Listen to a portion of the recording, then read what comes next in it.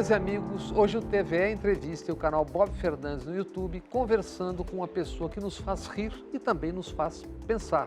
A nossa conversa é com o professor de História, comediante e cronista Matheus Buente. Criativo, desconcertante, Matheus Buente vem crescendo cada vez mais nos palcos e nas redes sociais e ganhando prêmios como o Paulo Gustavo 2025. Câmeras e microfones abertos para um contador de histórias e condutor de alegria. Seja bem-vindo, Matheus Buente. Oh, muito obrigado, né? Só posso agradecer, tá maluco, fico muito feliz. Qual é a história inicial do Matheus Buente? A inicial é lá na Cidade Baixa, né? Dar o rolê lá na Cidade Baixa com os amigos, ter tido muitas oportunidades graças à minha mãe, né? A mãe solo, Dona Rita. Mãe solo, é? Mãe solo. Ainda bem. Depois que eu conheci meu pai, eu agradeci mais de ela ser mãe solo. Mas mãe é que sempre teve esse lance comigo de que tinha que estudar, né? Tinha que estudar, eu nunca gostei, sempre fui um aluno péssimo. Mas minha mãe tinha essa coisa de que precisava ter notas boas, precisava estudar. Então, acho que muito de tudo que eu represento hoje, que eu comunico para as pessoas, né? Da coisa de gente ser alguém que fala de temas importantes de forma fácil, alguém que diverte os outros, vem muito da minha casa. Minha casa, minha irmã e minha mãe são duas mulheres muito engraçadas, né? E ao mesmo tempo muito sérias, muito comprometidas, militantes, né? Então, acho que vem daí, vem de casa mesmo, dei sorte. Esse caldo veio. Veio, e que bom que veio. E quando, como e por que nasce o historiador e como é que ele se torna ou se descobre humorista e comediante? O historiador veio primeiro porque eu tinha uma dificuldade imensa com todas as matérias de naturais e exatas no ensino médio. Bem-vindo ao clube. Eu era ali o rei da recuperação de matemática, de história. Inclusive, um beijo para meu amigo Lucas Evangelista, nosso querido G, que eu só acabei o ensino médio por causa dele, que me dava a pesca lá na prova de matemática e física. Eu sei do que você está falando. Se não fosse esse amigo meu que hoje é engenheiro, eu não tinha acabado o ensino médio, não. Mas veio também por conta de, no final do ensino médio, eu ter começado a ter contato com a militância estudantil, movimento secundarista. Aqui em Salvador, na época, teve lá a famosa Revolta do Buzu. Lembro. Contra o aumento das passagens. 81, acho. Não, uma das últimas, ali em 2004, 2005.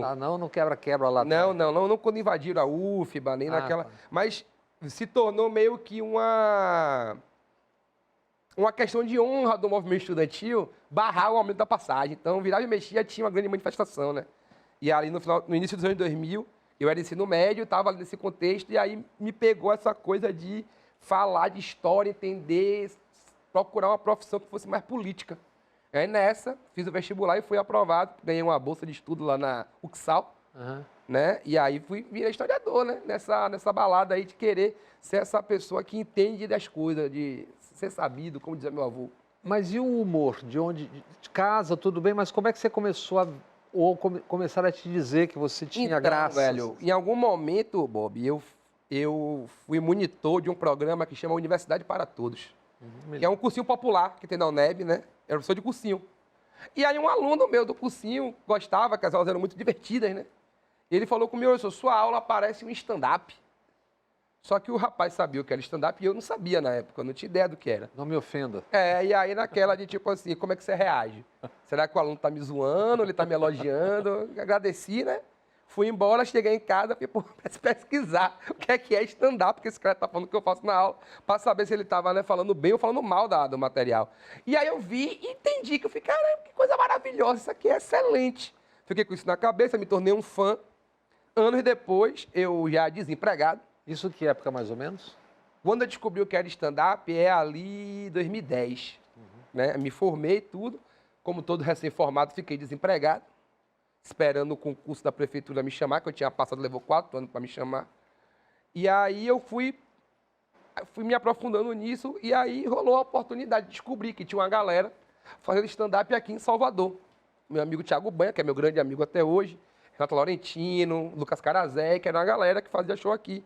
Né? Fininho, que trabalhou aqui na TVE, é jornalista hoje. E essa galera fazia, eu falei, rapaz, eu vou lá, né? Vou lá ver o que se rola. E graças ao apoio dessa galera, a gente acabou continuando, me encantei mesmo, criei esse carinho com as duas profissões e vou tentando misturar elas. Agora, do ponto de vista pessoal, o que te levou ao humor? A defesa ou o ataque? O ataque.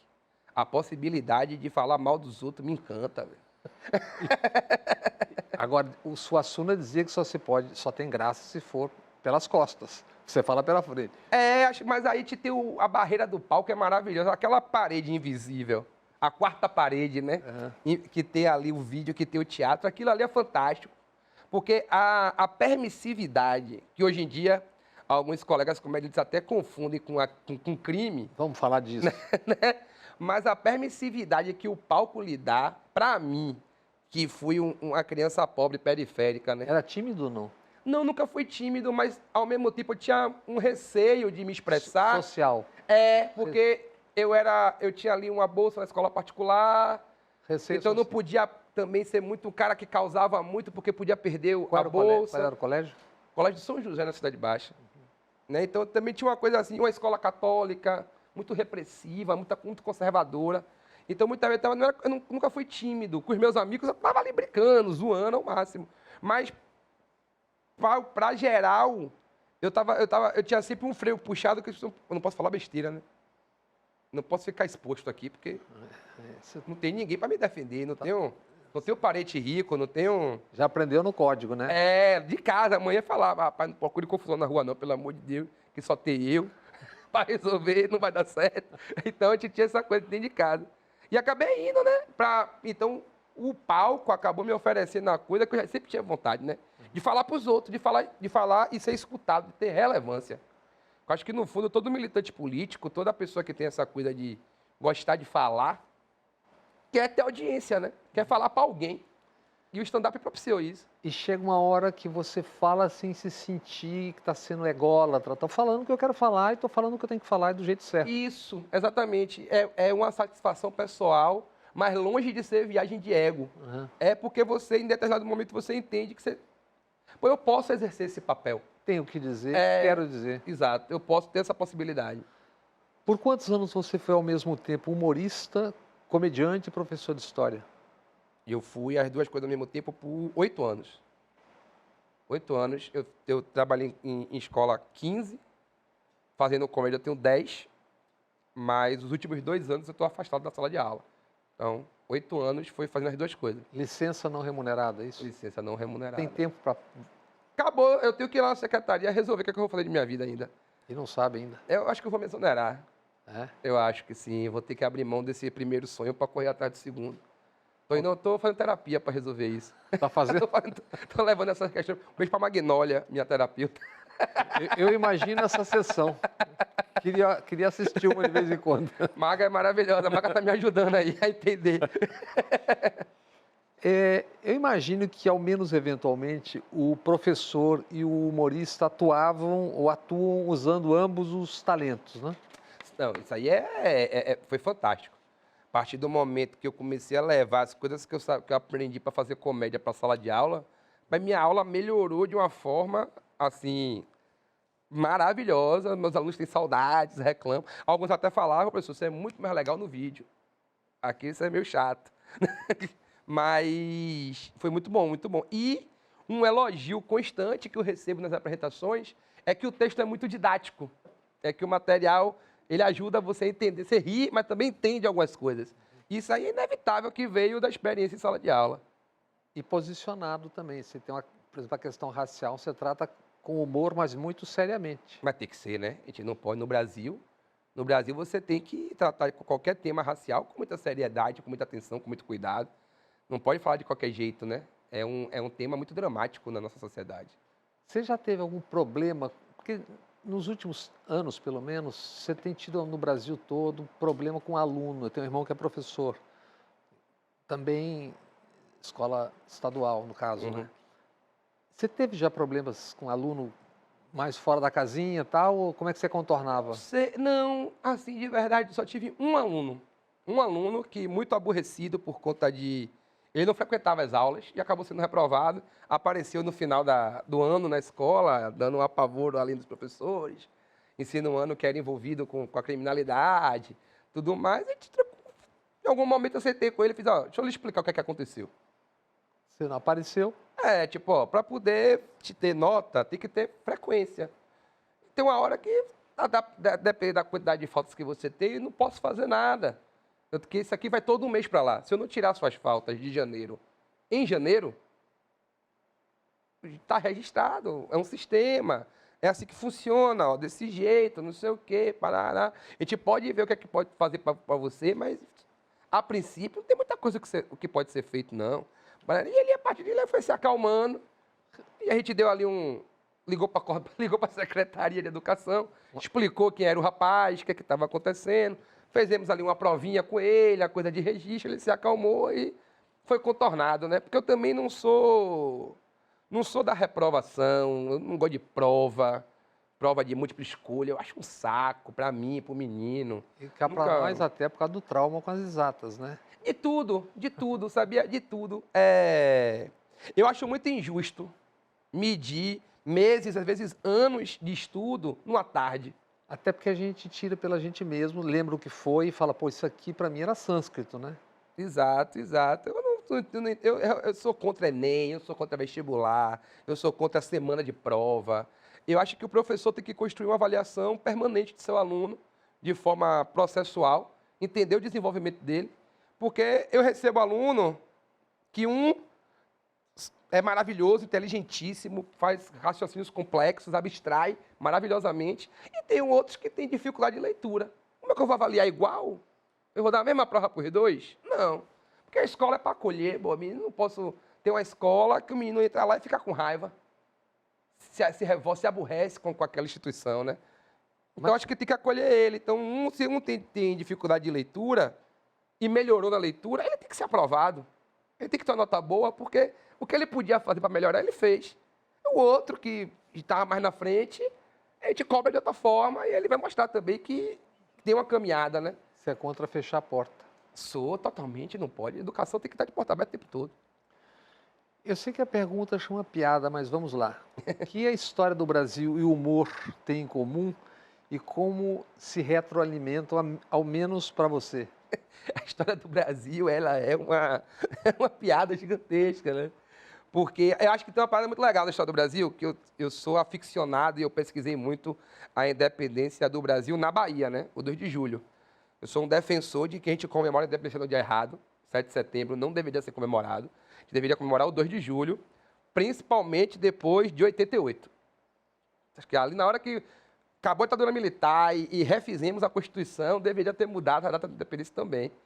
Porque o 2 de julho é a data popular, que foi escondida propositalmente por Dom Pedro, né? Porque ele precisava ser o herói daquele processo.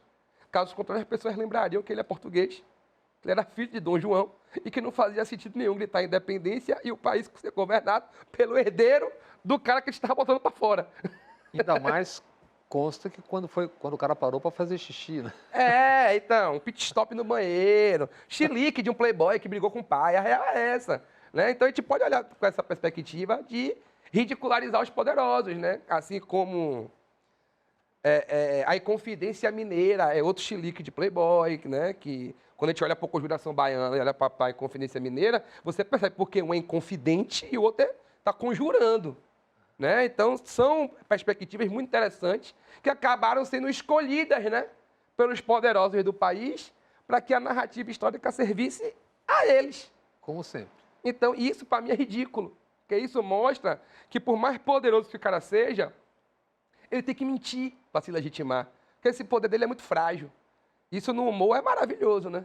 Agora, nesse tempo que você dava aula, as histórias, a história do Brasil no momento, te servia na aula, você usava, não usava, como era? Você percebe, né? A gente poder explicar para os meninos o que é soberania nacional, com o exemplo do Trump solta meu pai, é excelente. Porque eles assistem o jornal, eles ouvem a conversa dos adultos, né? Então você chega na aula, explica aquilo para ele, é maravilhoso. Eles voltam para casa, repete para o pai o que você falou na sala. A depender do pai, ele vai na escola aborrecidíssimo. Na época do impeachment, você devia estar dando aula ainda. Tava. E aí, como é que era? Foi muito importante para explicar para eles como o processo democrático, ele não é justo, ele é democrático. Tem uma diferença, né? Dilma foi impeachmentada por um golpe. Mas o golpe é do jogo democrático, por incrível que pareça. Toda democracia está sujeita a um golpe. Né? Então, eles também têm que entender isso. Porque na nossa Constituição... Golpe, no caso, parlamentar. Mas... Golpe parlamentar, diferente do golpe empresarial militar lá de 64. Né? Então, você pode explicar o conceito de golpe, a diferença entre um golpe e uma revolução. Tudo isso aparecia na mesma aula, então é interessantíssimo. E como é que era a reação, tipo, de pais e também da direção da escola? Você teve problema? Graças a Deus, eu sou professor de escola pública e, como eu digo a todos os meus colegas de escola pública, a gente, por ter feito concurso, a gente tem uma coisa chamada autonomia na sala de aula. Então, por mais que tivesse gente que não gostasse, aí o meu mais sincero eu sinto muito, né? A aula era aquela ali, porque, assim, para não poder dar aquela aula, alguém tem que trazer uma justificativa pedagógica, teórica. Ó, tá ensinando errado por causa disso. E, modéstia à parte, eu sou um professor muito bom, eu nunca ensinei nada errado. E mesmo quando começou aquela pressão, escola sem partido... Eu tenho uma história boa. Uma vereadora de Salvador foi na escola que eu trabalhava. Qual o nome? Eu não vou lembrar o nome dela, não. Professora alguma coisa, uma galega. Ela foi lá na escola fazer aquela coisa, consultar, né? Ver como é que a escola estava acontecendo, o que estava acontecendo na escola, justamente porque um dos funcionários indicados, que trabalhava na escola, né? Ele viu uma aula minha em que eu estava diferenciando para os meus alunos o que era golpe e o que era revolução. Né? E aí ele se incomodou muito, porque no exemplo de revolução tem muitos movimentos de esquerda, mais do que de direita, e nos exemplos de golpes tem muito mais movimentos de direita do que de esquerda. E a vereadora apareceu lá na escola e queria assistir um trecho de uma aula minha. E eu coloquei ela dentro da sala. Aqui um exemplo. Eu fiz aqui. Não, só pode ficar à vontade, vereadora. Entra aqui. Ela entrou. Eu fiz, galera, essa aqui é a vereadora do nosso município.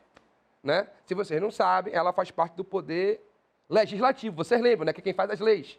Sei. Vocês sabem também que por fazer as leis, ela é uma das pessoas que controla o nosso orçamento. Né? Então, por exemplo, a escola está com a merenda ruim? Está sem quadro? Está sem estrutura? Está confortável a cadeira? Está calor a sala? O ventilador está quebrado, né? É culpa dela. É ela que diz se pode gastar o dinheiro aqui ou não. Vocês têm alguma pergunta para fazer para a vereadora? O momento é esse. Ela veio aqui escutar a gente. E aí? Ela se retirou. Não ouviu nenhuma pergunta. Ouviu 2 perguntas, não soube responder, foi embora. Até porque conversar com o menino favelado é outro diálogo, né? O menino favelado, ele não tem respeito pelo vereador. Sai na lata logo. O palavrão, ele vem junto com a pergunta. Né? Por que você não vai tomar no... Em vez de ficar aqui, não está providenciando a reforma da escola? Vem cá, vereador, e aí, qual é de mesma? Vai vir aqui quando? Minha rua está cheia de buraco, quando chove lá, alaga. Vai lá não ver? Porque não precisa de muita coisa para um menino pobre se manifestar. Ele quer ter voz. Era a minha vontade quando eu era estudante. Que é só o que tem, às vezes? Então, ele quer ter voz. Quando você dá voz para eles, é maravilhoso. Eu não tenho um vereador que sustente um debate com a turma de 3º ano, de 2º ano de ensino médio, com o 9º ano do Fundamental 2, no antigo 8ª série. Eles não sustentam. Não sustentam porque eles sabem que a fundamentação deles é muito frágil. E deu em alguma coisa essa... É um aborrecimento, né? Ali, ela falou que foi constrangida por mim, mas ainda bem que eu fiz concurso, né? Então... E não teve retorno do condicionado. Reclamaram, mas... Reclamação, para mim, é segunda-feira, né? Mas como esse seu espírito, as aulas eram o tempo todo assim ou tinha um breakzinho de vez em quando? As aulas eram essa esculhambação mesmo. Eu gosto da aula anárquica. Eu acho que ela combina, sempre combinou com os meus alunos, principalmente os da escola que eu fiquei mais tempo, que foi lá do Areal, na Ribeira. Né? Então, um beijo para os meninos lá da Escola Municipal Professora Maria José de Paula Moreira. O famoso Maria José. Eles falavam assim, eu sou do Maria José. Então, o pessoal do Maria José, meus alunos lá, eles eram mais anárquicos. Mas um anárquico do bem, não no sentido do... Você tem sempre o baixo astral e tem só que agita o ambiente. Isso, exato. E talvez não querer ser o professor que eu não gostava, que era o professor conservador, linha dura, Caxias, me ajudou na relação positiva de não ter problema com os meus alunos. Então, a aula era mesmo para eles falarem, para eles se manifestarem. Nunca fui de, tira o boné, bota o fardamento, senta... Não, mas senta onde você quiser, meu. Sente aí, assista a aula. muito aluno nos seus shows, nas suas apresentações? Sempre, sempre, de vez em quando, eles aparecem assim, com uma certa frequência, o que eu acho maravilhoso. Principalmente os mais velhos, né? Já estão aí com uma certa independência financeira, já estão andando sozinhos Já estão podendo. pela cidade, então aparecem no show. Eu fico muito feliz quando eles aparecem. Nos anos que você atuava nos palcos, alunos e histórias inspiravam já o comediante e de vez em quando tinha um quê de escolinha do professor Raimundo, Chico Anísio, ou Ronald Golias, aquelas escolinhas maravilhosas. Você chegou a ver esses programas? Eu assisti sim, mas tem casos de sala de aula que eles são assim, vêm de uma riqueza Eu tenho um aluno chamado Gustavo.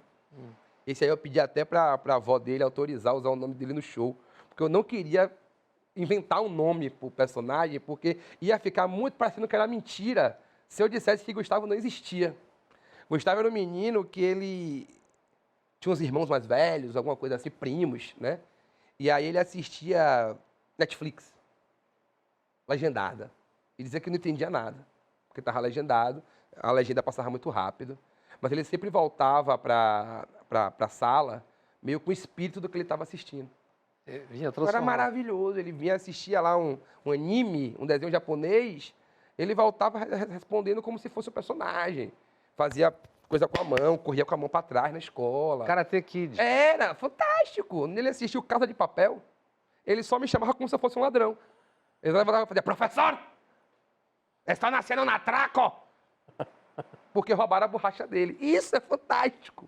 Não tem como você não querer conversar isso com ele, que a criança favelada está dizendo que está nascendo um atraco. Por que roubaram minha borracha? Ele voltava para o normal. Roubaram. Era maravilhoso. Uma vez eu dei uma aula de Revolução Francesa e eu falando dos discursos de Robespierre, né? Para poder guilhotinar a realeza da França, não sei o que. Ele levantava e falou, professor, nessa época, o povo tinha que falar alto, né? Eu falei, meu tio não ia conseguir ser revolucionário. Eu falei, por quê? Eu falei, porque meu tio, ele vende algodão doce no zoológico e ele é péssimo porque ele fala muito baixo. Você já imaginou, minha amiga, que você vender algodão doce no zoológico, você tem que ser uma pessoa com bom alcance vocal? Assim como para liderar uma revolução? São as mesmas pessoas. Às vezes, nosso revolucionário está vestido de palhaço, lá em Ondina, na frente do zoológico. E o tio de Gustavo jamais poderia ser um revolucionário. No Congresso tem alguns revolucionários da direita que poderiam estar vendendo algodão doce. Seria muito mais útil para a sociedade, inclusive.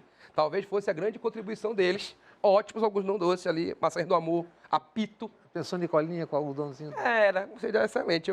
Tem meu apoio, inclusive. O dia que eles quiserem, eu ajudo com o valor da guia. Mateus, uma sala de aula, você sabe melhor do que todo mundo, é também um palco. Qualquer um de nós já viveu, viu ou interpretou momentos de comédia na escola. Por exemplo, uma súbita chamada oral de história ou de matemática. Quando você não sabe nem onde você está e dá aquele branco, vazio. Como é que era você quando era o aluno, a vítima, e depois quando você virou professor?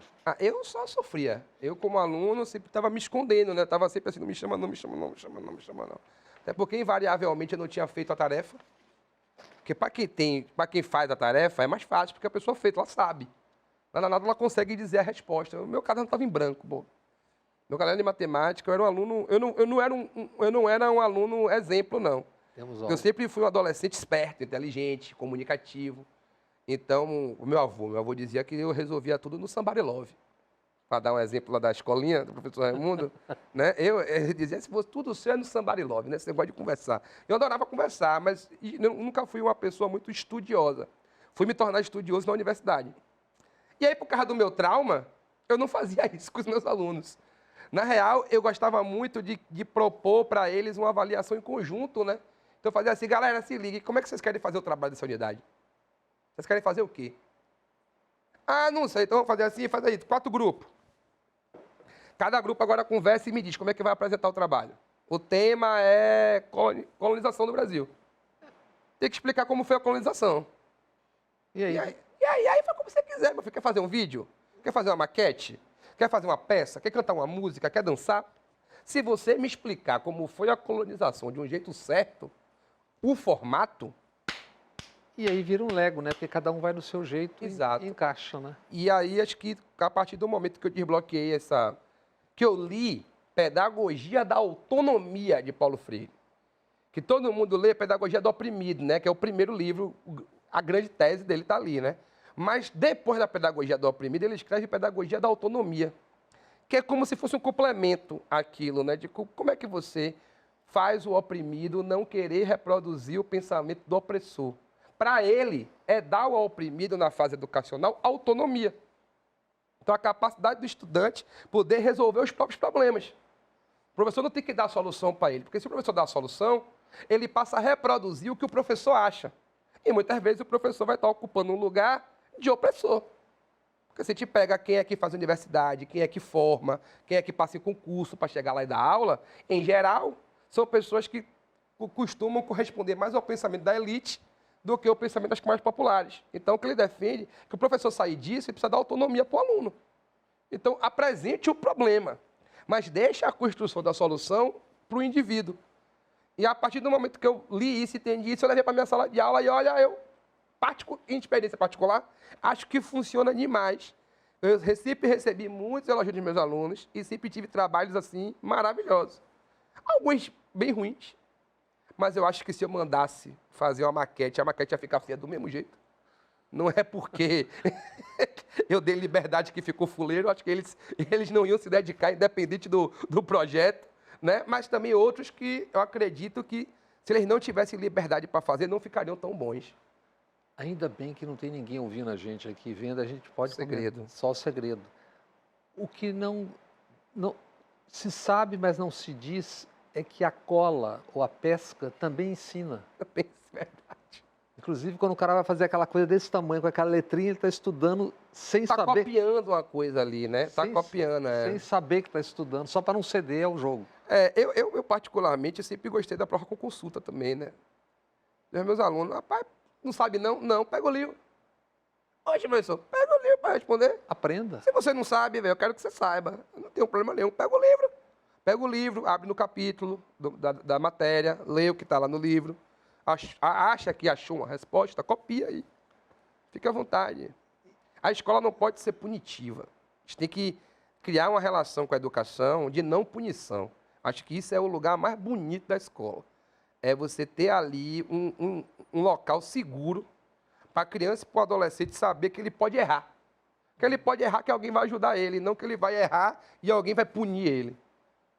E quando as alunas e os alunos já sabiam que você fazia comédia? Porque o humor pode ser também uma grande arma para os tímidos, para os retraídos, para os que estão ali socialmente na parede. Verdade.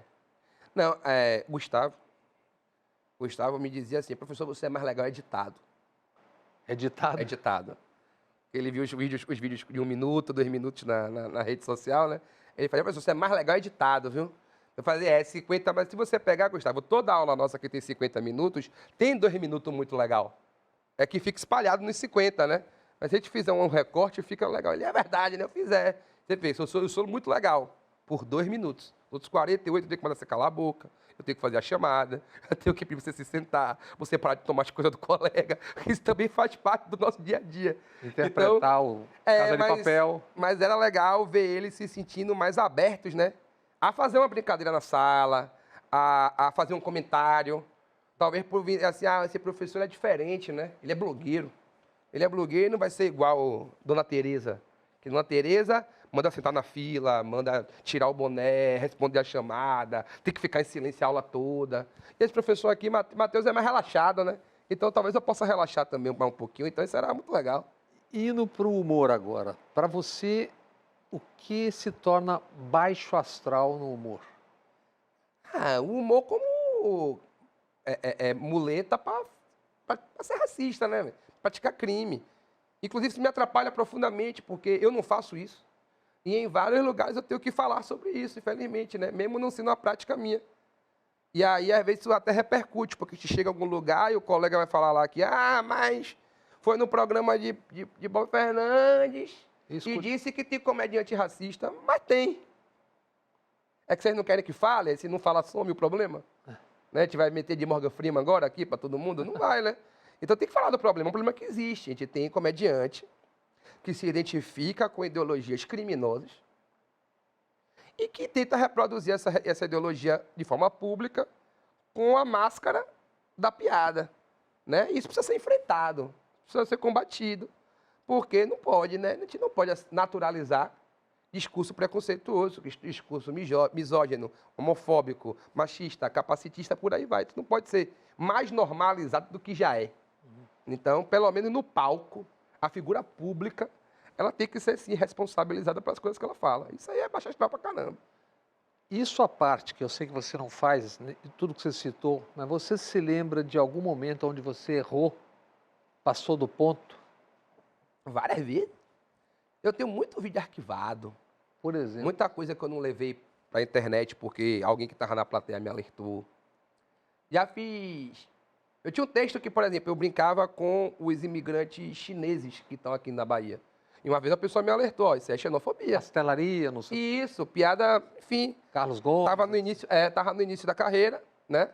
E aí fiz lá uma brincadeira com a galera de que chinês comia cachorro, de que a coxinha de frango era com carne de pombo, não sei o quê. E a galera, tipo assim, precisou que alguém me dissesse, ô, mas esse material é xenofóbico, velho. Por que você tá fazendo isso? Mas você resolveu na hora ou... Então, eu acho que por ter a formação em história, né? Você passa ali 5 anos na universidade com Dialética. todo mundo lhe dizendo que você está errado. Dialética. O professor ele não tem receio nenhum de, no meio da aula, parar e dizer, você falou besteira, você está errado, não repita mais isso. Na frente de todo mundo, mas porque é da construção do nosso conhecimento. Né? Você tem que ter alguém, essa figura. E dentro da militância estudantil, então, pelo amor de Deus, né? O que não falta... O pau que Não, comendo. pô, um homem periférico, né? Criado na Cidade Baixa, no ambiente da masculinidade mais tóxica que existe. Chego na universidade, me bato com um monte de feminista, o que me mandaram calar a boca é sacanagem. Mano. É tipo, é papo de maluquice. A quantidade de vezes que eu fui silenciado, ainda bem, né? Porque senão eu estaria silenciando minhas amigas hoje. Foi loucura. Então, eu acho que hoje é mais tranquilo, pela minha formação é mais tranquilo ouvir. E agora sim, às vezes eu acho que eu estou certo e eu devolvo. Mas Isso gera uma tensão, né? Mas é do processo, é do jogo. Mas já teve esse embate no palco? Não, no palco não. Tipo, alguém lá gritou, Não, já, mas foi embora, né? Normalmente, atualmente, são os bolsonaristas, né? Eles têm essa coisa de serem reativos. Até porque não costumam ser provocados. E não estão nem entendendo muitas vezes. Exato. Então já teve show no interior de São Paulo, que levantou uma mesa inteira. Ah, mas não é assim, não. Mas só foram embora. Né? Só teve um que ficou na beira do palco, assim, olhando pra mim, e eu vou ter que pegar esse microfone e jogar em sua cara. Eu fiz, porque se você ficar aí, eu vou lhe bater. A gente vai sair na mão. É pra acabar o show, a gente acaba o show bonito, a gente vira logo notícia. Você quer sair na mão? Já que você não consegue argumentar, vamos sair na mão? Eu topo. E aí ele foi embora. Então, mas foi só uma vez. Depois não... A propósito disso tudo, o humorista brasileiro Léo Lins foi condenado a 8 anos de prisão por falas consideradas, ou sendo mesmo, discriminatórias e preconceituosas. Ele está em liberdade, porque ainda está andando a carruagem. Há um limite para o humor? Você já disse que sim, mas o que você pensa nesse caso, por exemplo? Eu acho que quem tem que julgar isso é a justiça criminal. Acabou.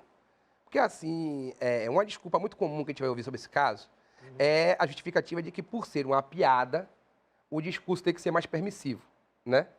Mas eu também acho que se a gente se vestir de palhaço, a gente não pode sair aqui dando murro em todo mundo. Não é porque eu estou vestido de palhaço, não é porque eu me predispus a começar com o assunto com humor, que o humor não comete crime, né? Porque tem muita arte criminosa por aí. O quadro A Redenção de Kant é uma pintura racista. O Mein Kampf, de Hitler, é um livro racista. O Nascimento de uma Nação, o filme da Ku Klux Klan, é cinema racista. Alguma coisa do Monteiro Lobato nos anos 30. O Sítio do Pica-Pau Amarelo é racista. Então, se tem série, novela, filme, quadro, livro, escultura racista, não vai ter piada racista? E vai ter que discutir sobre isso. Arte, não é? Então, talvez lá, quando foi lançado o Sítio do Pica-Pau Amarelo, né? As pessoas passassem despercebidas pelo esse assunto. O Brasil era mais racista do que é hoje, né? Isso não significa banir Monteiro Lobato, significa discutir. Exatamente. No caso. Até... A partir de certo momento, a literatura de Monteiro Lobato não é mais infantil, não é mais formativa. Ela é o exemplo de uma época. Porque um historiador que quiser ter o livro de Hitler, ele pode. Se eu quiser, eu posso requerer, por motivos de pesquisa, e ter uma cópia do Mein Kampf em casa. Não pode vender na livraria do shopping. Porque aí qualquer menino vai lá e compra. E a gente não pode incentivar que o discurso racista se perpetue na sociedade. Mas não quer dizer que eu vou fingir que esse livro não existe. Que aquelas palavras nunca foram ditas. A história não trabalha desse jeito. A história trabalha com o que aconteceu. Se nós temos registros históricos, nós temos que debater registros históricos. Né? E Léo Lins registrou, historicamente, o que ele fez. Colocou na internet e olha só se não é um homem adulto respondendo pela consequência dos seus atos. Acho que não tem nada mais normal do que isso, né? Você chegou a falar desse assunto já em público, né? Várias vezes. E teve algum retorno dele? Não, ele não fala com ninguém, não. Pelo menos não com quem se opõe a ele. Eu vejo ele sempre cercado da galera que elogia, que concorda, né? Eu não vejo, não tenho contato nenhum com ele. Eu não sei como ele pensa de verdade. Tem até alguns conhecidos que falam que ele, pessoalmente, é uma pessoa muito agradável, não sei o quê, mas eu não duvido que tomar uma cerveja com Gaspar Dutra fosse excelente. Não duvido que Goebbels fosse um homem inteligentíssimo. Mussolini devia fazer um macarrão maravilhoso. Né? Eu não duvido que isso aconteceria. Mas também não estamos aqui para debater, né, a amizade de ninguém. Estou aqui para debater o que o cara fez em público. E publicamente não concordo, sou diametralmente oposto. Mateus, além do significado em si, incluindo o clichê e desdobramento para argumentação de A a Z, como você vê o politicamente correto? Isso te limita ou você bate no liquidificador e usa para fazer piada? Sabe uma parada que eu acho bizarra, amor? Que todo mundo que se diz politicamente incorreto é extremamente conservador. Eu não entendo onde é que está a revolta dessa galera. Para mim, os termos são em si contraditórios. Porque se eu chego no palco e digo, faço uma defesa de Erika Hilton, digo que tem que acabar 6x1, eu sou o politicamente correto. Né? Sendo que o status quo, né? A sociedade se apropriam não da concorda palavra. Comigo. A sociedade não quer que uma travesti vire vereadora ou vire deputada. Né? A sociedade, em geral, está se opondo ao fim da escala 6x1. É contra o aumento real, é contra o trabalhador ter folga. Por que eu, que sou politicamente correto? Eu sou o incorreto, o marginal. Sou eu, pô, por falar as coisas que eu falo. Porque ninguém está falando. Né? E, de repente, o cara... Né, fala o que todo mundo sempre falou, o cara chama a mulher de burra, casamento é ruim, não sabe dirigir, piada homofóbica, discurso racista. Esse cara quer provar pra gente que ele que é o revolucionário, que é ele que está remando contra a maré. Né? Eu acho que é um contrassenso total o jeito que o termo é aplicado. Por isso que eu parei de usar. Eu não falo mais que eu sou politicamente nada, eu sou politicamente de esquerda. Eu digo a todo mundo, politicamente eu sou de esquerda.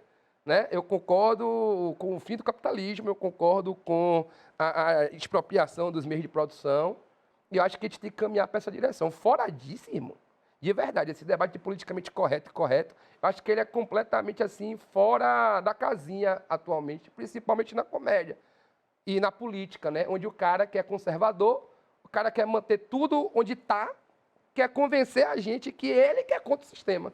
Se apropriam das palavras e invertem o sentido. É a pós-verdade, né? É a pós-verdade do bagulho, porque eu não consigo entender, não. Um cara que nem Nicolás Ferreira, que nem Bolsonaro, que nem Léo Lins, Danilo Gentili, se dizerem, né, contra... Nicolinha. Eles são contra o politicamente correto, eles são contra o quê, velho? Se eles querem que tudo fique como está. Vai fazer uma defesa constante da manutenção de todos os privilégios, da manutenção de todas as opressões, isso aí é ser politicamente... incorreto, não. Isso é politicamente correto, pô. É o que a política espera. É concordar com a bancada da Bíblia, com a bancada do agro, com a bancada da bala. Né? Então, eu acho que a gente tem que parar de chamar esses caras de politicamente correto, incorreto, essas paradas. Tem que chamar esses caras de safado. Você tem posições solares e, como estamos vendo, leva isso não só para o palco diretamente. O que você já viu, viveu, que te alimenta? algo que você viu, viveu e, claro, estudou, foi o que te ensinou, marcou, ou foi uma formação que decorre mais da obra racista solta por aí te tocando? Eu sou... Eu tô constantemente aborrecido, Bo. Eu tenho uma... Eu falei que eu fui em terapia, né? Tô aprendendo Como é o nome dela? Magnólia. Magnólia é excelente, uma veinha. Grande Magnólia. Ele conversa comigo todas as terças-feiras. E, assim, uma parada que eu tava parando para prestar atenção, que é aquela coisa que você tem que nomear seus sentimentos, né?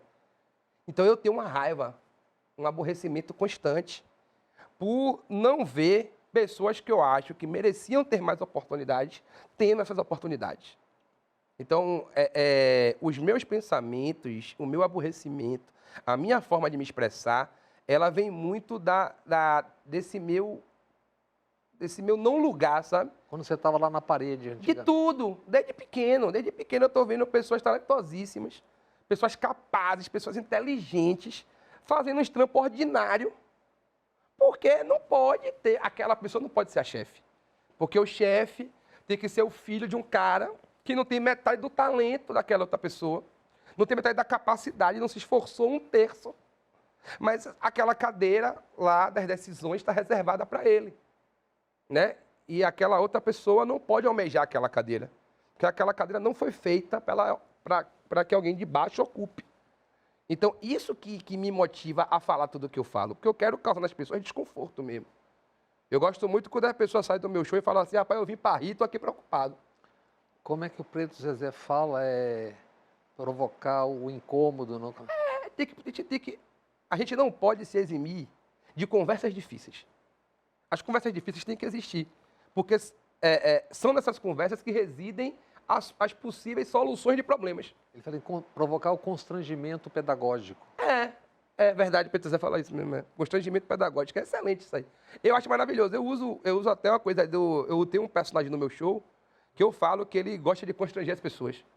E aí eu tenho a liberdade poética, e não sou eu, é o meu amigo que faz isso, né? Então, mas eu acho que acho importante que principalmente quem pertence a qualquer nível de minoria, e mais importante ainda para quem se diz aliado dessas minorias, que essas pessoas não se frustrem de constranger seus amigos. Porque isso é didático. Você tem que conseguir dizer para o seu amigo que é branco que, irmão, isso é racismo, fique na sua. Ah, mas ele vai ficar retado, vai ficar 20 dias sem falar comigo, vai. No 21º ele volta a falar. Provavelmente ele vai voltar a falar com você e você vai ter que repetir para ele, irmão, naquele dia, 20 dias atrás, que você se aborreceu comigo, ficou sem falar comigo, você continua fazendo aquilo porque aquilo é racismo. Porque isso aqui é machismo, isso aqui é misoginia, isso aqui, ó, você foi homofóbico, pô. Não que você esteja propondo para o mundo uma grande revolução, mas educar também é isso. Mais do que o professor, o amigo educa muito. A gente confia muito nos nossos amigos. Então, você ser um amigo que se predispõe a ter essa conversa com os seus amigos é talvez o grande exercício de militância que a gente possa fazer. Né? E muitos momentos, eu abro mão de falar a coisa mais engraçada possível naquele momento, né? Para falar a coisa que eu acho mais importante ser dita. Uhum. Não é que não vai ficar engraçado, muitas vezes fica, ainda bem. Mas é porque eu acho que a gente tem que se posicionar sempre, como indivíduo mesmo, com o mundo que a gente acredita é qual. Né? Então a gente tem que fazer alguma coisa para que esse mundo que a gente acredita possa ser real. Né? No meu caso, eu escolhi a comunicação. Tem a galera do MST, das Cozinhas Solidárias, do Movimento Sem Teto, né? Tem quem se alinha a esses movimentos. Tem a galera que vai lá distribuir uma sopa. Tem uma galera que, né, que faz lá suas comunidades de amizade, né? As amigas que se reúnem e passam uma semana juntas e conversam sobre seus relacionamentos, tudo mais. Acho que isso é a gente dar um passo para um mundo que a gente acha melhor. É importante fazer alguma coisa por isso. Sigamos com o constrangimento. Perfeito. Uma porção da sociedade claramente favorável à ditadura, tortura, que pedia golpe de Estado, AI-5, censura, agora está clamando por liberdade de expressão absoluta. Sinceramente, que essa galera tem que se danar. Desculpa, mas assim... Se danar coube bem. Né, coube, porque que ótimo. Quem está em casa entenda que eu queria usar uma palavra de muito menor calão para esse momento. Mas assim, me perdoe, mas é só um contrassenso, né? É um contrassenso você defender ditadura militar, intervenção militar, e agora que o calo apertou, não, eu quero liberdade de expressão. Não, você tem que escolher, desculpa. Não dá para ter as duas coisas. Não dá para pedir AI-5 na porta do quarto. Ou você tem AI-5 ou você tem liberdade de expressão. Né? Ou você tem democracia, ou você tem liberdade de expressão irrestrita. Porque a liberdade de expressão irrestrita também é problemática pra caramba. Né? E nenhuma democracia trabalha com isso. Eu não posso chegar aqui e dizer que eu vou te matar ou vice-versa. Entendeu? Né? Mas é que a gente teve que, por causa dessa galera, a gente está tendo que voltar para explicar o básico. Eu me sinto um biólogo explicando que planta faz fotossíntese. Eu me sinto nesse nível, do tipo assim, a plantinha é verde, né? Então, sabe por que ela é verde? Eu me sinto nessa aula. No palco e no humor, o palavrão, eu vejo muitas vezes, tem uma função importante, é uma pergunta.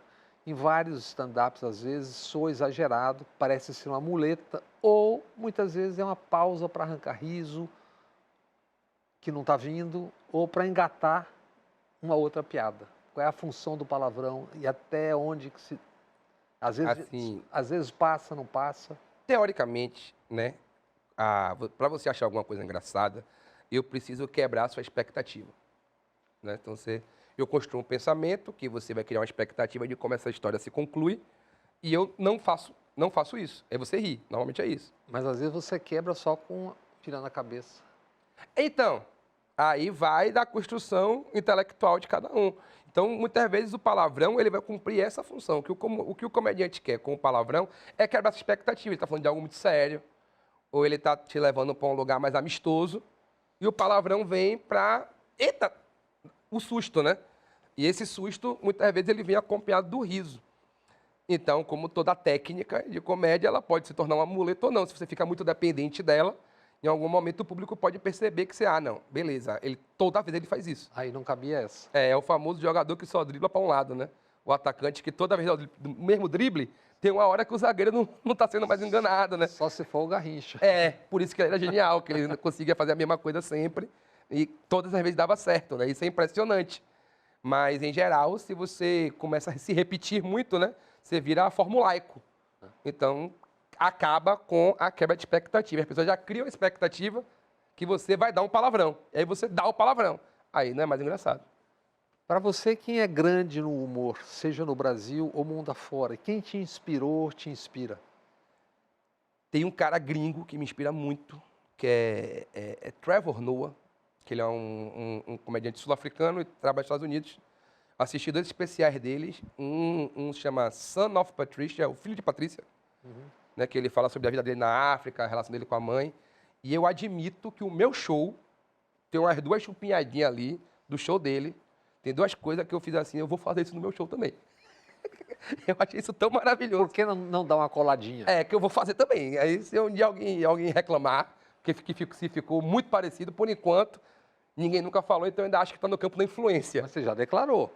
Não, estou declarando que é influência mesmo. Tipo assim, eu olhei e pensei, que bagulho maravilhoso. Sei lá, talvez algum dia alguém tenha escutado o Jorge Ben tocando violão e pensado, pô, eu também vou tocar violão desse jeito. Porque todo mundo dedilhava até Jorge Ben aparecer. Né? Então alguém pensou, vou fazer parecido, mas vou fazer igual, né? É o que eu faço. Eu acho que Trevor Noah é um dos caras que eu mais gosto de assistir. E aqui no Brasil eu sou muito fã dos meus amigos, velho. Eu acho que a cena baiana, ela é de uma qualidade. Véio. E agora, com o máximo respeito ao pessoal dos outros estados. E agora que eu estou viajando com o meu show, conhecendo outros lugares, vendo outros artistas, eu estou ficando mais fã dos meus amigos. Véio. Ó, isso aqui chega a 60 milhões de casas no Brasil todo, agora com essa antena nova aí, tal. Só isso, gente, vocês têm que conhecer a comédia baiana, vocês têm que ver meu show, tem que ver o meu show, mas tem que ver o de Thiago Banha, tem que ver o de João Pimenta, tem que ver o de Jordan Matheus, tem que ver o de Ana Carolana, de Daniel Ferreira, de Danley Carvalho, de Juninho Brandão, de Renato Laurentino, de Brito Aragão, porque a galera daqui de Salvador, véio, ela é absurdamente talentosa. Um dos melhores shows que eu assisti no Brasil foram aqui. Né? E tem uns caras também que a gente tem que reconhecer pela importância do que fizeram. Tiago Ventura, lá em São Paulo, ele foi um cara que, por exemplo, mostrou que a comédia stand-up não precisava ser de classe média. Né? Você podia ser um cara favelado e falar da realidade que você estava inserido, que as piadas funcionariam. Ele muda o jogo, né? Rodrigo Marques é muito meu amigo. discordo de algumas posições políticas dele profundamente. A gente já tem conversas longas sobre isso. A gente já discutiu várias vezes. Mas é um cara que se propõe hoje a subir no palco e tocar em grandes temas, em ter conversas difíceis com a plateia. Ainda que eu não concorde para onde ele termina a conversa, mas eu acho muito corajoso um comediante fazer isso. Subir no palco e falar de monogamia, e subir no palco e falar de comunismo, de capitalismo, de religião, abertamente. Eu sou ateu. Me prove que Deus existe. Eu acho que essa conversa também é saudável para a arte. Eu gosto muito de quem faz essas coisas. Mas, assim, eu acho que a cena de Salvador, ela é... Até então, ela é imbatível, assim, ela é muito boa. Você escreve sozinho ou tem uma equipe, tem quem te ajude, ou é no boteco, junto a todo mundo? Não, eu escrevo sozinho. Eu escrevo sozinho. Eu sou muito egoísta com o meu texto. Eu não gosto nem de ficar mostrando antes. Eu só pergunto a opinião depois que eu faço. E aquelas espiadinhas que você dá de vez em quando para baixo? Ali é um material novo. O material novo está no caderninho, está no Moleskine ali. É uma colinha ali. É uma colinha, para não esquecer de passar por alguma coisa que eu achei importante quando estava escrevendo o texto. Mas eu sou isso. Eu consulto pouquíssimas pessoas. Na verdade, eu consulto quando eu estou com medo de falar merda. Às vezes eu acho um negócio muito engraçado, mas fico incômodo, assim, do tipo, eu tô achando isso engraçado porque é uma quebra de expectativa muito alta, ou eu tô achando isso engraçado porque eu sou um homem. Aí eu mando para minhas amigas, tá? Essa piada aqui faz sentido para vocês? Ou eu tô sendo só muito escroto e só a rapaziada do futebol que vai rir? Fuja. Aí eu peço um socorro ali, peço uma consultoria. Mas, em geral, eu levo pro palco. Vejo a reação da plateia. Se teve algum comediante que assistiu, eu pergunto a ele depois. E o que você achou? Para ver como é que o bagulho desenrola. O humor pode ser um método pedagógico, sério? Claro que pode. Quando a gente está fazendo plano de aula, todo professor faz o planejamento, né? Antes de passá-la. Quando faz um plano de aula, é comum nós colocarmos uma coisa lá que chama disparador. O disparador é o que é que você vai dizer, o que é que você vai usar com a turma para começar a aula, para introduzir o tema, para começar a falar do assunto, né? A gente chama de disparador. Aí pode ser um filme, pode ser um vídeo, pode ser uma piada. Eu acho que é muito importante a comédia nesse lugar pedagógico de iniciar os debates. Então, talvez você nunca conversou com sua companheira sobre abrir o relacionamento. Você vai no show de comédia, a comediante é não monogâmica, como tem a excelente Giovana Fagundes, né? Giovana sobe no palco e começa 40 minutos sobre como é bom ser não monogâmica. Às vezes, no carro voltando para casa, você vai ter essa conversa com sua companheira nessa hora, né? Seja para fortalecer a monogamia de vocês, seja para pensar na possibilidade de mudar o modelo de relacionamento, mas o mais importante é entender que não tem um jeito só de se relacionar. A pedagogia está aí, da pessoa sair do teatro pensando, é mesmo, né, velho? Tem várias formas de namorar. Isso é importante, porque isso quebra, né, com várias posições conservadoras na sociedade. Então, eu acho que o humor ele tem esse lugar muito interessante de fazer a pessoa começar a pensar no assunto. Porque ela vai desarmada, ela ri, ela se diverte, ela sai com a sensação positiva do teatro, ou do filme, ou do vídeo, da peça, né? E a partir daquilo, se foi legal mesmo, você quer conversar sobre, né? Você vê um filme muito bom, você quer trocar uma ideia. Você começa a ver uma série que é muito legal, você começa a indicar ela para os amigos. Pô, assiste também, que eu estou vendo essa porra sozinho, eu quero que alguém converse comigo. Então, acho que a comédia cumpre essa função de maneira primordial, assim, excelente. Nós estamos falando do que choca e do que te espanta, né? O que no Brasil de hoje te espanta? É o conservadorismo. Eu acho que a gente está indo para um lugar... Bob, a direita brasileira ficou tão alucinada que a gente não acha mais Alckmin de direita. A galera trata Alckmin como centro. Percebe? Ciro Gomes foi para o PSDB, fechou a aliança com o PL, que é o partido de Bolsonaro lá no Ceará, e a galera está dizendo que Ciro é centro, só porque Ciro não é nazista. Só porque Alckmin não é nazista. Né? Então, isso me constrange, me choca de maneira assim profunda. Profunda mesmo. Na última eleição, eu votei em Lula, né? Mas votei pensando assim, é bom esse velho não morrer. é bom não acontecer nada com ele, porque se acontecer alguma coisa com ele, o presidente vai ser Geraldo Alckmin, que eu passei 20 anos odiando, continuo não sendo simpático a ele, mas, hoje em dia, eu já prefiro o Alckmin do que Bolsonaro. Eu prefiro o Alckmin do que Damares, né, do que Nicolás Ferreira, do que qualquer menino do MBL. Sóstenes. Do que, entendeu? Do que Bilinski. Então, isso ainda me choca, porque eu cresci numa militância estudantil, num pensamento, né, político, de que figuras como Geraldo Alckmin, Kassab, Maluf, Jader Barbalho, Omar Aziz, Fernando Henrique Cardoso, eram figuras a serem combatidas. Né? E, recentemente, eu tive que ver meus amigos do Rio de Janeiro fazendo campanha para Eduardo Paz. Porque o outro cara era o Bispo Crivella. Para mim, isso é papo de maluquice. Gabriel Garcia Marques falando assim, o realismo fantástico foi longe demais. Matheus Buende, foi rápido, conversa deliciosa, divertida. Faremos outras. Com certeza, pode me chamar. Muito obrigado, Obrigado pela presença aqui no TV a Entrevista. Ah, que bom. Também estou muito feliz. Muito obrigado. E sempre, como eu faço, um beijo para dona Rita. Manhã. Tá dando certo, manhã. Onde é que eu tô? O TV a Entrevista volta na semana que vem. Acesse as nossas redes sociais e fique por dentro de tudo. Até mais e até a próxima semana.